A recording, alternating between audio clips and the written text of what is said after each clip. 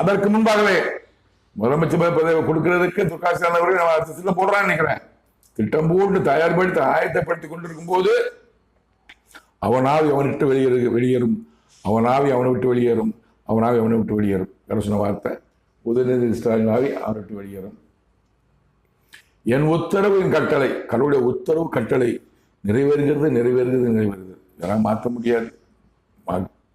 உதயநிதி ஸ்டாலின் மரணம் காப்பாற்றணும்னா கடவுள் தான் வந்திட வேண்டும், அவர் தான் முடிவெடுக்க வேண்டும்.